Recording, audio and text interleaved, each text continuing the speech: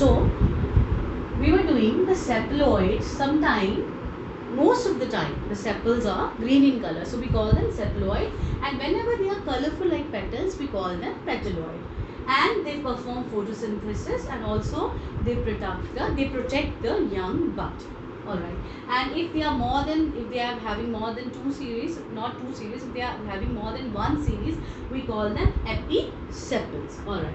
Let's do next corolla, petals. Okay, these colorful ones are the petals. Now they can be free or they can also be fused together.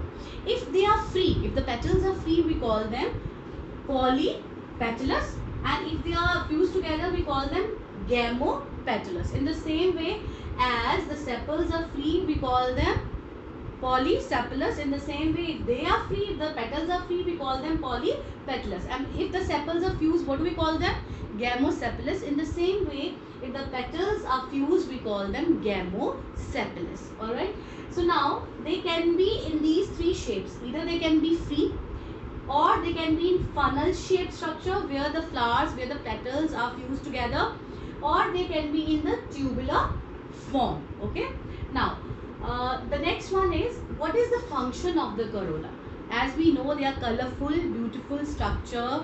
So they help to decorate the plant, they beautify the plant, and also it attracts the insects for the pollination. Another one, it protects the reproductive organs. That means the stamens and the pistil, male and the female part, stamen and the pistil. Alright, let's come to the androecium part, that is the male part. As we know that the male part consists of anther and filament. Okay, so what is anther? Let us do first of all filament. Filament is a long thread-like structure which attaches the anther with the flower. And now what is anther? It is a bilobed structure, okay, and the lobules are known as pollen sacs because they contain pollen grains. And when this pollen sac they get mature, when this pollen sac get mature, it ruptures, and when it ruptures, it liberates the pollen grains outside for the pollination. Alright, so together anther and filament are known as stamen or androecium, or it is the male part. Now, as in the same way corolla or calyx, stamens can also be free or they are joined together. If they are joined together, they have three arrangements. One is one group, second arrangement is two group, third arrangement is so many groups. Okay, so if they are arranged only in one group, they are fused together and arranged in one group, we call them monoadelphous. Mono means one. Okay, mono means one, so we call them monoadelphous. And if they are arranged in two groups, we call them diadelphous. Di means two, poly means more than two, and if they are arranged in more than two groups, we call them polyadelphous. Alright, so monoadelphous one group, di two groups, poly more than two groups. Okay, now let's come to the next part, that is the gynoecium part.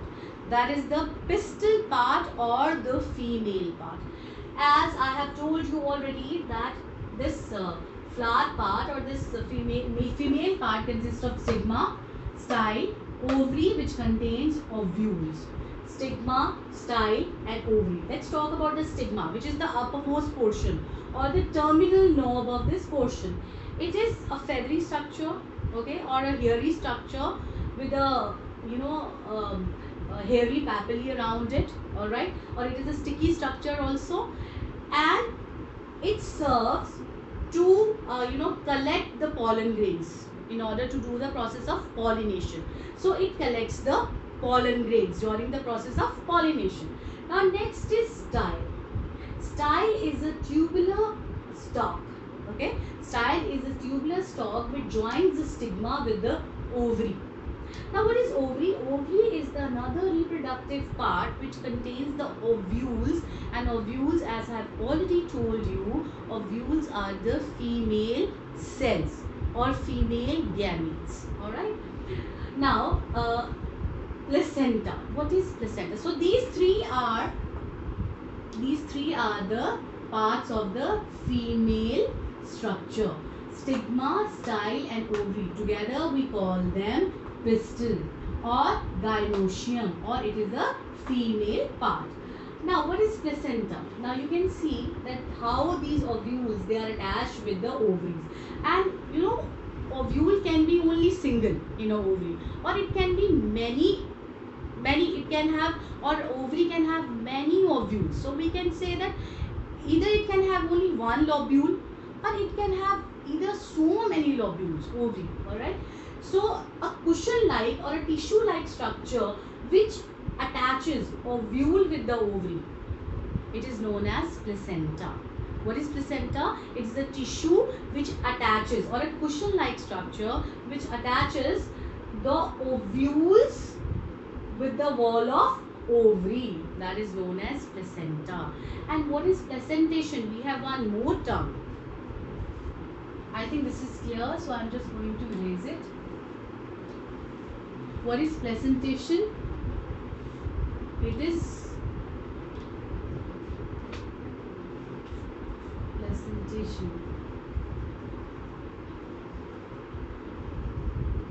It is the manner in which ovules are attached with the ovary. It is the manner in which ovules are attached to the wall of the ovary.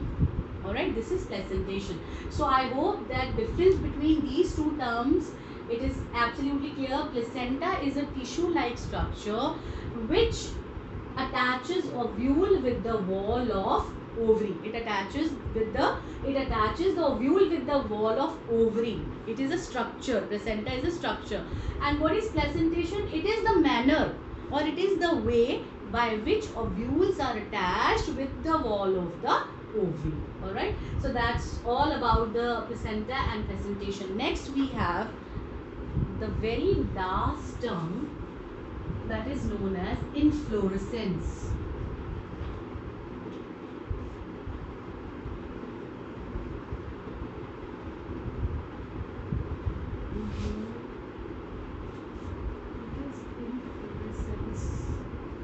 Now what is inflorescence? Inflorescence is the mode of arrangement of flowers on the axil of the plant.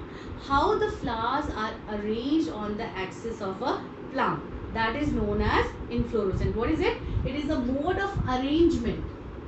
Mode of arrangement of flowers on the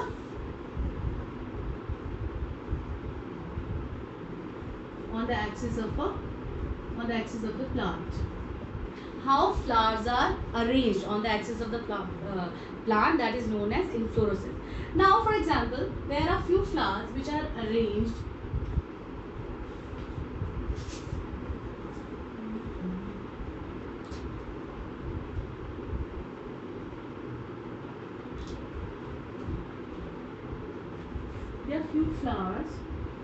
or simply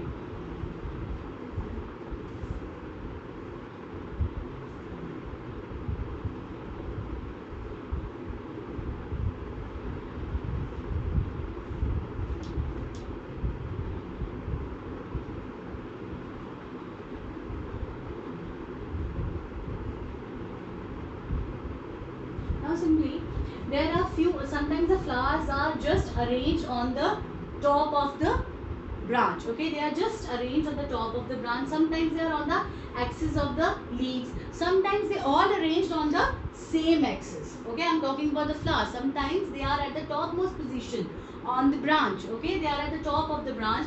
Sometimes they are on the axis of the leaf, and sometimes they all are arranged together on the same axis. So this is the mode of arrangement of flower on the axis of the plant. This is known as inflorescence. Please remember that you just need to learn the definition of inflorescence and placentation. That's it, placentation. Okay, just a quick recap. Now we have done bracts. Bracts are the, what are the bracts? These are the leaf-like structures. These are colorful or maybe green leaf-like structures on the axis of whom the flowers are attached. They are known as bracts. Now another one we have done, the nectaries. These are the cells which secretes the sweet fragrant juice, that is known as nectar.